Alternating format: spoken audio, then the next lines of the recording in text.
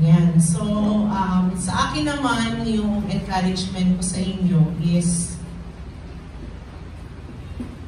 the key to be successful in your journey, especially in your Christian life, is no other than humility and submission. Alam nyo, lahat naman ng tao sa mundo may pride. Isa yan sa pinakamahirap tanggalin at isang tabi ng isang tao. Sabi nga ni Pastor Bernard kanina na, if you want to follow God, you should deny yourself. How will you deny yourself if you are proudful? Diba? Kung ikaw ay mayabang, diba? Kasi madalas sa atin, sa gusto natin, yung gusto mo, gusto mo. Yung ayaw mo, ayaw mo. Bakit kasi ito ang gusto ko? Bakit kasi ayaw kong gawin? Bakit kasi ayaw kong pumunta? Sa ganitong oras ko gusto pumunta, bakit ba? Diba? Yung mga times na ganon tayo. Pero alam niyo mga kabataan, napatunayan ko sa buhay ko, dahil naging kabataan din ako, dami kong kapasawayan, dami kong disobedience, ang dami kong pride. Alam niyo kung sabi nga ng kapatid ko dito kagabi nung preaching niya, yung delayed obedience ay napakalaking hindrance yun sa pagpapala ng Panginoon. Kung gusto mo yung pagpapala ng Panginoon ay mag-flow kaagad sa buhay mo at maranasan mo, kailangan obedient ka. Kailangan masunurin ka. Yung kahit na sabihin sa'yo ni Lord na anak, step on, pero you are doubtful, kahit parang wala kang tatapakan ng susunod, pero sabi sa'yo ni Lord, step on. Go! Diba? Sabi sa'yo ni Lord, gawin mo ito, pero hindi mo alam kung meron ka bang inaasahan, baka mamaya mahulog ka, wala kang palang tinatapakan. Yun yung sinasabi nating submission. Yun yung kahit na ayaw mo, gagawin mo, kasi sinabi ng leader mo. Diba? I-adjust mo nga lang tong mic. Ito pa yung isa. Sound. Yan. Diba? Yun yung gagawin mo. Yun yung, kumbaga, yun yung magiging attitude mo na kung gusto mo na maging mabilis yung pag-angat mo, maging mabilis yung journey mo na umangat at tumaas, pupunuin mo ang puso mo ng humility and submission. Diba? Kasi kapag wala kang humility and submission, yun ang madalas na kinababagsakan ng mga Kristiyano, especially ng mga kabataan. Una na lang sa lahat, yung reminder ko sa GC natin, di ba? Sabi ko, sa atin, sa season na to, syempre maraming gathering, marami tayong pupuntahan, mga kamag-anak natin, kapamilya natin. Di ba, nakikita pa rin kasi ako na they do not dress well, they do not dress properly. Parang makikita mo, yun yung sinasabi na, sabi ng Panginoon, sabi niya dito sa Romans, sabi niya dito sa Romans 12, do not conform. Sana ba yung Romans 12:2. Do not conform to the pattern of this world, but be transformed by the renewing of your mind, that you will be able to test and approve what God's will is. His good, pleasing, and perfect will. Kasi kung nakikisabay pa rin tayo sa uso, diba, lahat sila naka-pek-pek short, lahat sila naka-sleeveless, diba, lahat sila naka-crop top, diba, tapos ikaw gagayahin mo kasi ikaw lang yung out of place dahil lang gusto mo maging in sa kanila, diba, lahat sila emo. Alam mo, maraming mga kabataan ngayon kung mag-post sa Facebook, sa social media, napaka-emotional. Diba? Huwag tayong ganun. Ipakita natin na nasa atin si Kristo. Diba? Ipakita natin, let our light shine. Kaya, kung hindi ka willing na mag-submit at saka mag-humble, pwede ka naman mag-ministry, pero tatagal lang yung proseso sa buhay mo. Kasi yan at yan katatapyasin ng Panginoon. May mga bagay sa buhay natin na paulit-ulit lang nangyayari. Cycle lang. Bakit? Kunwari nangyari sa isang bagay. Parang example isang churchmate namin, teacher siya. Teacher siya una sa CSU. Maraming mga bumabatikos sa kanya. Nag-resign siya. Naging teacher siya sa St. Paul. St. Paul ata na una or CSU. Basta ganon. St. Paul. Tapos may mga bumabatikos na naman sa kanya. Co-teacher niya. Talagang may mga sinasabi sa kanya. Tapos lumipat naman sa MCNP. Hindi pa rin siya tinantanan, hindi pa rin siya tinigilan. Gusto niya na namang mag-resign.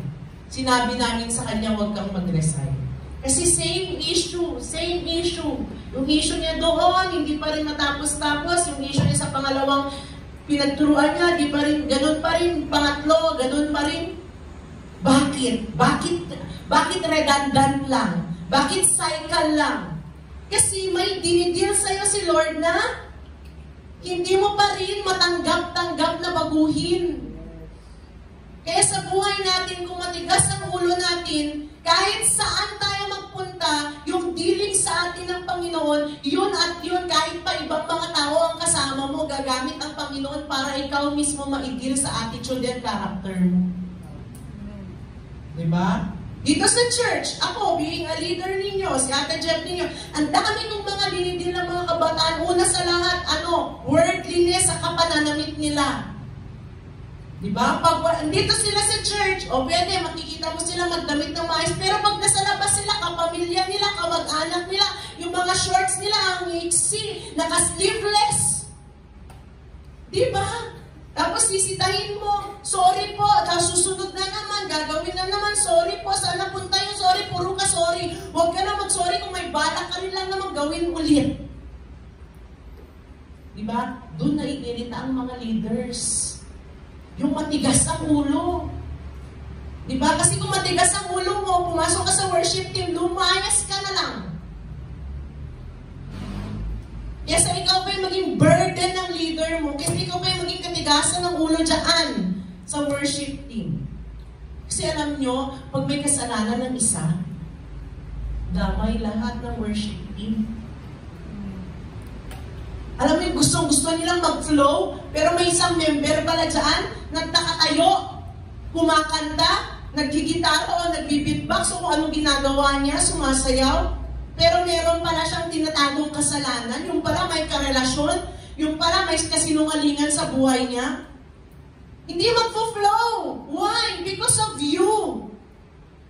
Huwag kang maging rason na ikaw yung maging sagabal sa pag-flow ng Holy Spirit, sa pag-flow ng presence ng Panginoon. Kasi alam niyo, hindi naman pastor ang highest calling. Hindi din evangelist ang highest calling. Ang highest calling ay worshiper. Bakit? Kasi ang pagpapastor, may magmapastor pa ba sa heaven? May magpipreach pa ba sa heaven? Oh, repent and be baptized. May magpipreach pa ba sa heaven? Wala na. Meron pa bang mag-evangelize sa heaven? Wala na. Sa heaven, lahat tayo, we will be worshiping God. Kaya tayo being part of the worship team, yung calling natin dito sa lupa hanggang langit, madadala natin. Pero yung pagpapastor, yan ang mahirap na trabaho dito sa lupa, pero hanggang dito lang yan. Pagdating sa langit, yung reward naman ng pastoring naman, yun naman ang pinaka-the best naman. Pero sa ating mga worship team, ikaw, official worship team na, you are considered part of the worship team. Mga kapatid, mabigat ang calling mo. Katumbas mo ang pastor. Dahil tayo, yung umaakay sa mga taong nandyan, nakikita natin sa harap, tayo yung umaakay sa kanila para sila mapalapit sa presensya ng Diyos. Yan yung gampanin mo. Yan yung tungkulin mo. Diba? Kaya being worship team, dapat kayo unang nagfo-flow. Dapat kayo unang nag-worship. Dapat kayo unang nagtataas ng kamay. Hindi yung nagtaas na lahat ng kamay sa congregation, ikaw nakaganyan pa. Ikaw nakaganyan pa. Ikaw nakamulat yung mata mo. Mulagat ka. Nakadrugs ka ba? Di ba? Pag may mga nakikita ako na ganun, gusto mong batukan. Kaya nga, awkward dito sa church. Yung mga bata sa harapan tuwing Sabado, talagang ay situin na matabihan ko sila pag okay talaga yung pakiramdam ko. Talaga i-lead ko sila na sumayaw kasi yung mga bata dito sa nakatunganga, agangangan. Kung hindi ko man lang sila i-lead, ganuhin ko yung kilikili niyo, huy, sayaw, huy, palakpak. Wala, nagsilakihan na sila dito sa church. Diba? Kaya tayo, mga worship team, tayo yung mag-a-usher sa kanila. Pag may nakikita ka dyan na hindi sumasayaw, uy, sayaw tayo, palakpak tayo. Paano paano papalakpak? Paano sasayaw? Paano magpuri sa Panginoon ko? Ikaw mismo na worship team member na turingan, hindi ka marunong magtaas ng kamay mo at di ka man lang marunong magpuri sa Panginoon. Paano ganun yun? Diba? Kaya alam ninyo, ang pagiging worship team member ay hindi madaling trabaho. Hindi madali ang calling natin. Kala nyo ba madali? Hindi madali. Pero alam ninyo, mga kapatid, pag ginampanan natin ng maayos ang calling natin, the Lord will reward us. Amen. Tanungin mo ang mga worship team na official dito sa main church kung nagsisiba sila at part sila ng worship team. Lalo ang mga matatagal na. Siguro naman kung nagsisi sila, walang Kuya Jomar at walang Ate Doris sa harap ninyo. Kasi nag-umpisa din sila yan sa pagiging part ng worship team. Diba? Kaya alam ninyo sa buhay natin mga kabataan, itong pinasok natin, may pumilit ba sa inyo? Meron ba? May pumilit ba? Sis, okay ka lang sis. Nandito ka ba? Shower pass. May pumilit ba? May pumilit ba? May tumulak ba? Kayo, may tumulak ba sa inyo? May pumilit ba sa inyo, Ace? Walang pumilit sa atin. Walang umubliga sa atin na dapat maging part tayo ng worship team. Gano'n naman pala kung nag-volunteer ka, kailangan volunteerism din yung pagsunod mo. Hindi lang kung kailan mo gusto. Diba? Ganun yun. Ganun yun. Diba? Pero alam niyo sa pagiging worship team, noon, lalo nung bago pa mag-pandemic, ang isa naman sa magandang reward ng mga worship team members, nakakapunta kahit saan. Dahil pagiging worship team sila, nakapunta kami ng Ilocos, di ba? Nakapunta kami ng, saan ba? Santa Ana, Baler, Baguio pa ba? O Baguio yung iba? Yung iba lang. Yung iba lang. Kasi hindi lahat available. Diba? Alam niyo maraming perks. Alright, perks. Maraming perks ang magiging worship team member. Amen. Una sa lahat, ikaw dapat yung unang close kay Lord. That's the biggest perks, advantage that we have. Diba? Amen. Yan. Kaya sa buhay natin, hindi useless ang pagpapagamit natin kay Lord. Lahat ng mga sacrifices, alam ko kayo may mga sakripisyo kayo. Kasi kagaya yung iba sa inyo, may mga dating karelasyon. Diba? Pero since you have decided to be part of the worship team as trainee, give up nyo. Lalo yung mga parehas sa same sex na mga naging karelasyon ninyo. Diba? Hindi madali. Yung iba hanggang ngayon, baka ginugulo pa rin kayo, kinukulit pa rin kayo. That is a sacrifice. At kung nagawa niyo yun para sa Panginoon, alam ko mas marami pa kayong magagawa para sa Diyos. Umpisa pa lang yan. Ganun ang paglilingkod kay Lord, merong sacrifice. Diba? Yun yung sinasabi ni Pastor Bernard na if we are willing to obey God, talagang we will take up our cross. Deny ourselves. Yung gusto ko makipagrelasyon Diba? Pero nag-step on ka, nag-decide ka din mag-serve kay Lord. Hindi mo na ngayon gusto. Bawal na yung gusto mo ngayon. Dapat yung gusto na ni Lord. Diba? Sabi nga ni Jesus, diba? Lord, take this cup away from me. Tanggalin mo na itong sakripisyo na ito na mararanasan ko. Pero anong end ng prayer niya? Not my will, but your will be done. Lord, ito sana yung gusto ko, sabi ni Jesus. Pero sige Lord, Yung plano ko na lang yung mapangyari sa akin. May mga kagustuhan tayo sa buhay natin, pero ito lang ang tatandaan natin. Matthew 6:33. Ano yon? Ano yon? Recite. Go! Lakas!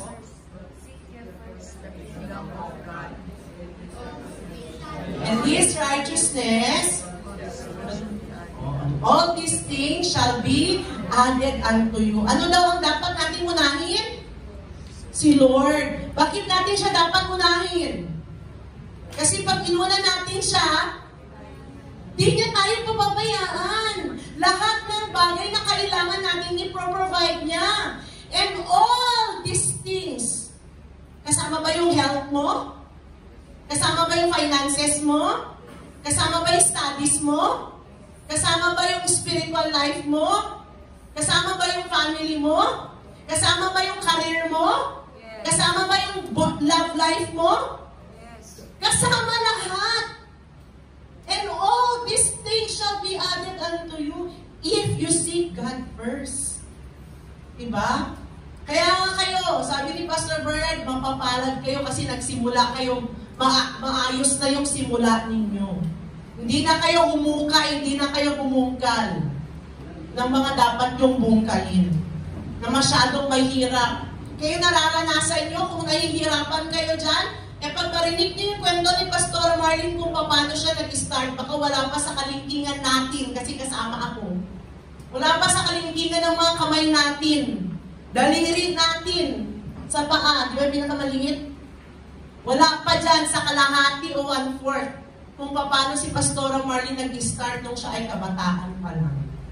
Tayo, lahat provided. Pag pumupunta ba tayo ng church, nagugutom ba tayo? Umuwi tayong busog. Di ba? Lalo na pag may mga special occasions. Di ba? May ginagastos ba kayo papunta dito sa Tugigaraw kahit piso? Wala. Kasi it is all provided. Very easy. Very simple ang life natin ngayon. That's our ngayon palang very big advantage na yan para sa atin. Laging iniisip ng mga leaders ninyo ang para sa kapakanan ninyo. Bakit kayo pinagbabawalan? Kasi ayaw kayong mapahamak. Yan ang lagi yung tandaan. Hindi kayo pinagbabawalan kasi gusto namin sakalin kayo sa leeg. Kung gusto namin kayo sakalin sa leeg, kuha na lang kami ng lubid dyan, isasaka namin sa inyo. Di ba? Hindi. Gusto namin kayong ingatan. Oh, I will end up my story with this. I will end up my speech yarn. I will end up my encouragement with this. May dalawang kalabaw. Okay?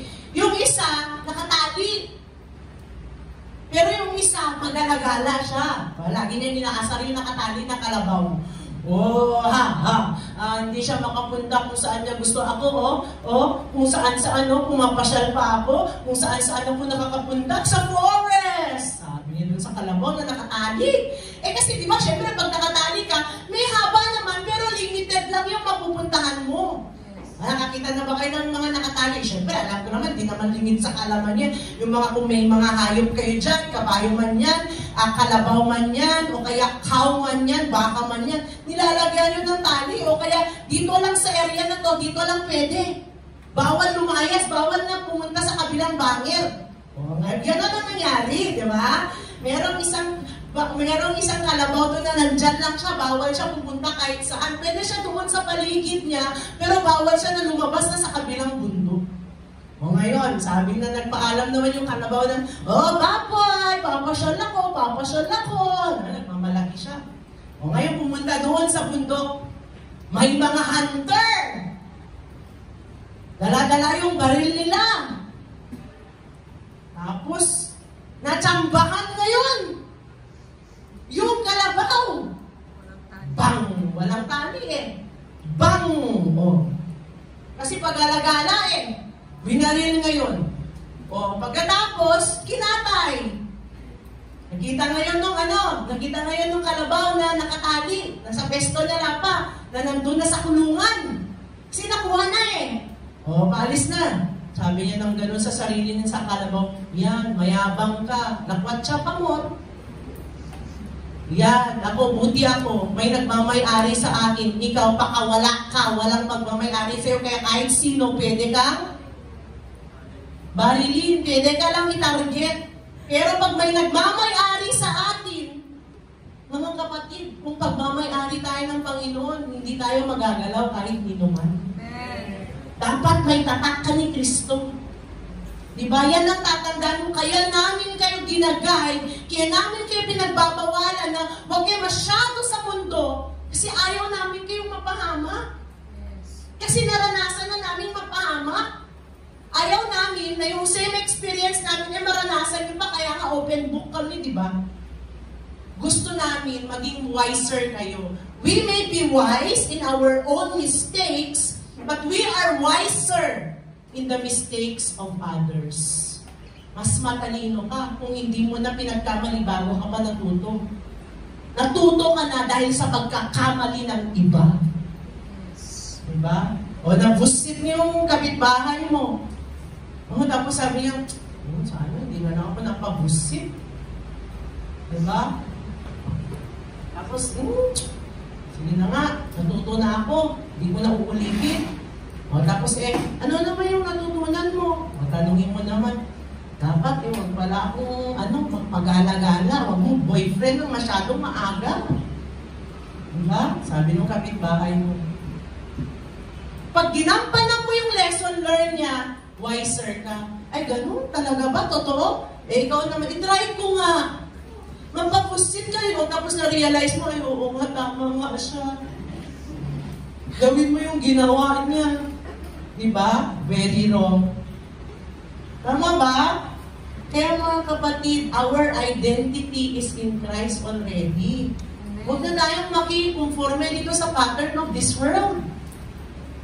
Hindi na ito panahon para makilamoy tayo sa mundo.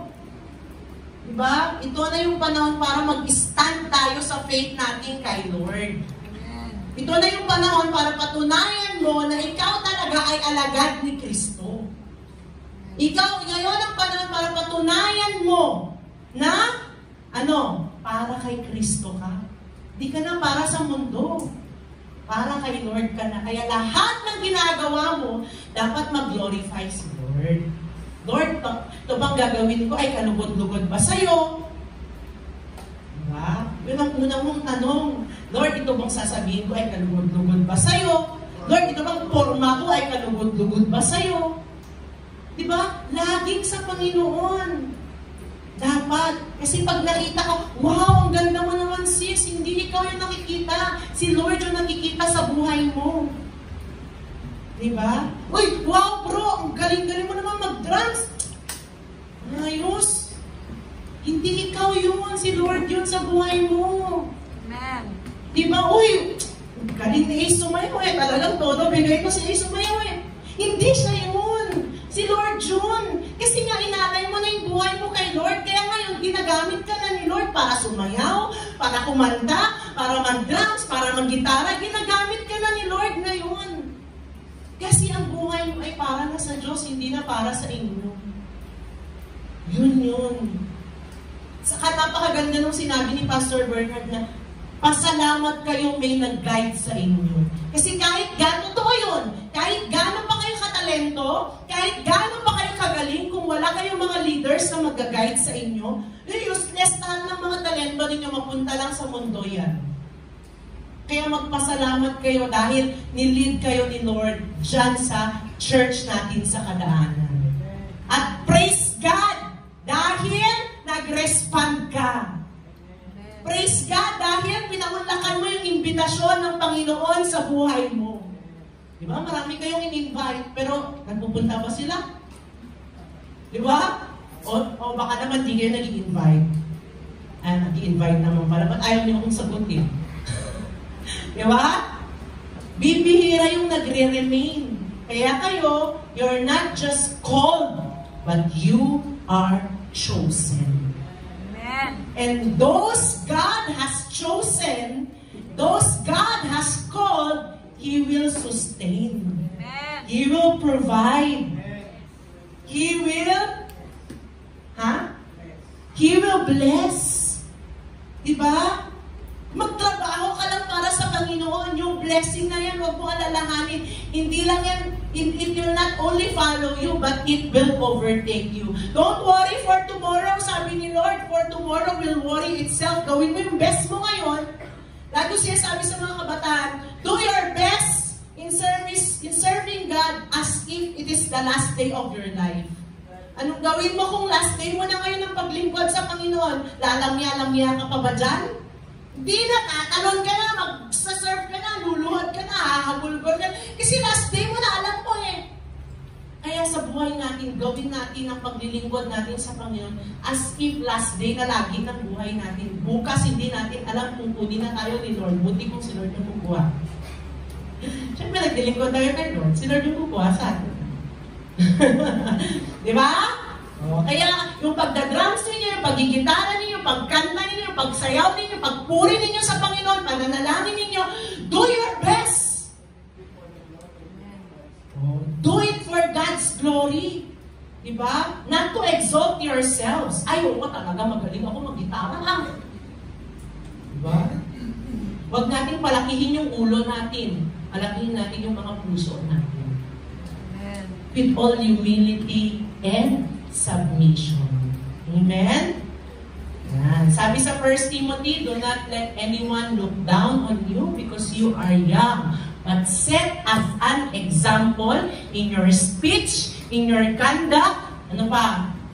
Sabi doon, in your love, in everything, let us set as an example.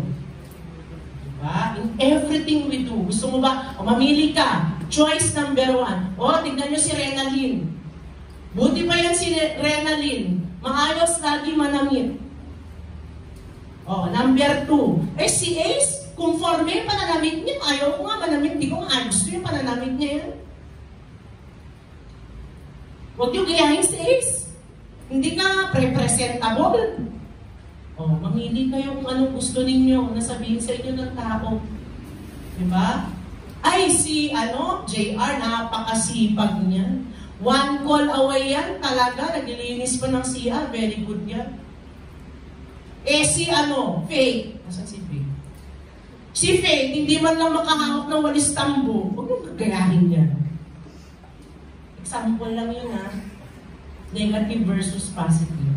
Saan ang gusto mo? Positive. Gusto natin makaiwan tayo ng legacy sa tao na tayo ay magandang ehemplo, magandang example. Hindi tayo masamang example sa mga kapaligiran natin. Amen? Yan. Dami mo nang sinabi, di ba? Sana makinakuha kayo kahit konti, di ba? Ayan. So, yun lang mga kapatid. Magpatuloy lang. Yun yung pinaka-importante, pinakamalaga. In all of these things, magpatuloy at huwag sumuko. Amen? Action! Fight! Fight the good fight of faith. Yun lang. God bless you and I love you all. With the love of God.